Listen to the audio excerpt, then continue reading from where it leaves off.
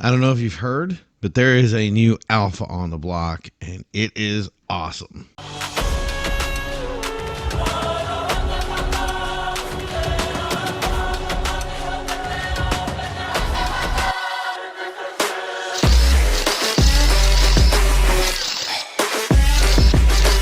Hey everybody, welcome back. I'm your host Primo, and I just got some awesome news last night just before I went to bed that Alfa has this really cool car. I have always loved Alfa. I think it's one of the greatest companies out there. The problem I think with most people with Alfa is we really don't know the history of Alfa. Alfa has really spawned some of the greatest companies of all time. If we really want to take the lineage out of it, it starts with Alfa, which spawned Ferrari. Ferrari obviously made Lamborghini mad. Lamborghini brought Pagani.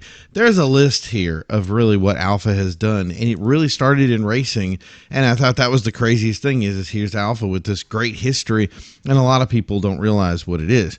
So when they said they're going to bring out a new car, I was really excited about it, and I like to see all the stuff that they bring out.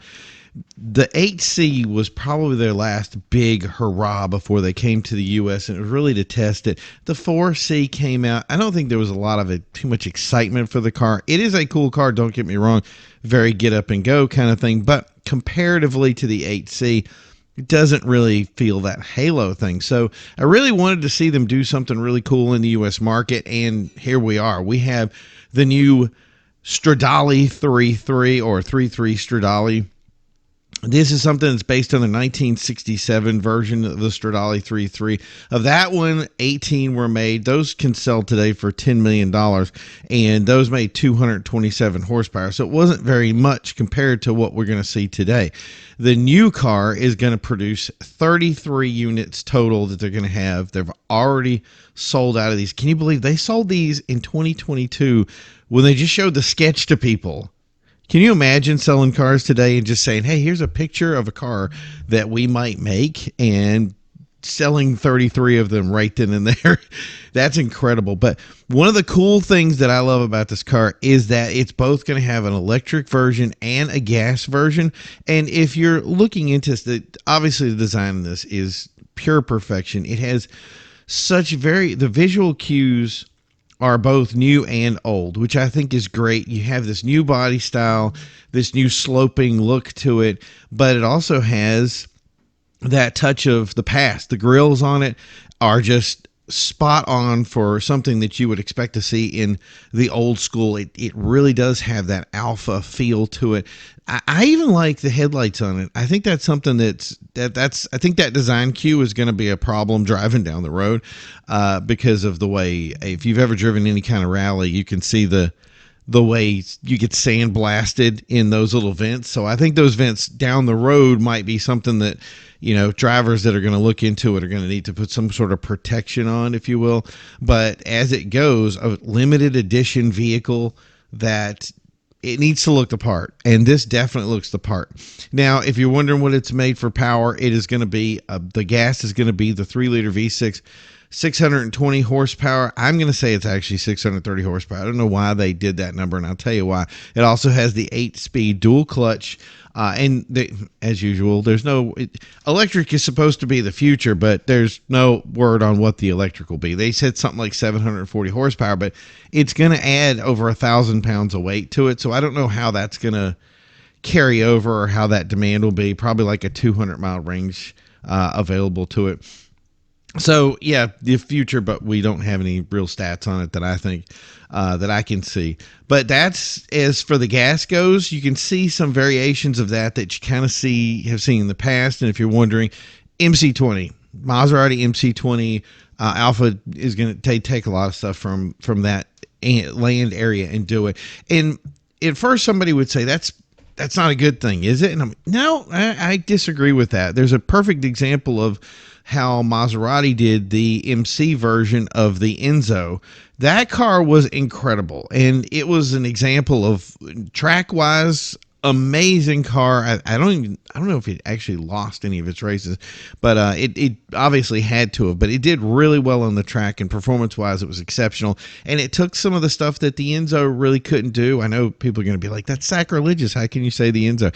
The Enzo is edgy vehicle. Like track wise, it has issues, and cars like that usually do. And then you have the Maserati MC that is more sloped, more aerodynamic, and then we see that come over and say, hey, that's great. So I don't expect to see the track bred version of this 33 Stradale, even though it's based on a track bred car. But I do think it's going to take some of the things that the MC20 has, and it's going to push it up. And I think that's why we're waiting on the stats for the electric motors, because those two cars are going to be paired together in what they have and what they produce. But here's the chance to say, if you wanted to get a rare car over on an MC20, you wanted to step it up, here would be a car that you could get all those things with the idea of being limited and having only 33 units. There it is. But unfortunately, like I said, it's already sold out, so you couldn't even get it. Now, how much would a car like this go for? They didn't really list the prices on it, but I'm seeing $5 million. I think that's the going rate for something like this. Usually you're going to get $5 million with whatever added options and things like that they'll add to the car. I'm sure there's going to be certain design things that you can do and others that are just going to be, this is how we built it, because these are built specifically to be their collector car and their halo car. I think this is a huge move for Alfa. I think it's a move that's actually been long overdue. Alfa, again, is one of those companies that really, I think it's underappreciated. I also think that people kind of didn't, the love in Europe does not always feed over to the love in the domestic market, and that's unfortunate because the history that these guys have is so important. Now, a lot of people say these cars break down or they have problems. A typical thing that you have from, if you want to say, the Italian market, sure, okay, I got that, but let's be honest. The BMWs have the same problems. The Mercedes have the same. Any kind of luxury market car, Range Rovers, that kind of stuff. You're all going to have those things where the cars need repair from time to time, and maybe they do need some help here. But I would say look at the numbers. Don't just have it off the top of your head. Every car is different. Go check the numbers for yourself, and you're going to see the power to it. And this is where the Alfa really needed a halo card to shine. And I don't think the 8C got its moment, because I don't think it was never really offered here in a scale that could allow people to really start to see it. I always thought Alfa should make a wagon. Everybody I've talked to has said they should make a wagon. I think I'd do a poll like that, and you tell us what you like. But on the whole, Alfa has done a very good job. I think they just really need to get their stride in the U.S., and I'm really hoping a car like this will really pop enough that people will get into it and say, hey, maybe we should look into an Alfa. This is where they're going. And some of the design cues, hey, Alfa, get some more sleeker cars. There's the bubble look, maybe not for you. It's something where if you get a different kind of look, maybe that you'll see more of a performance acceptance side of it, so performance luxury kind of thing.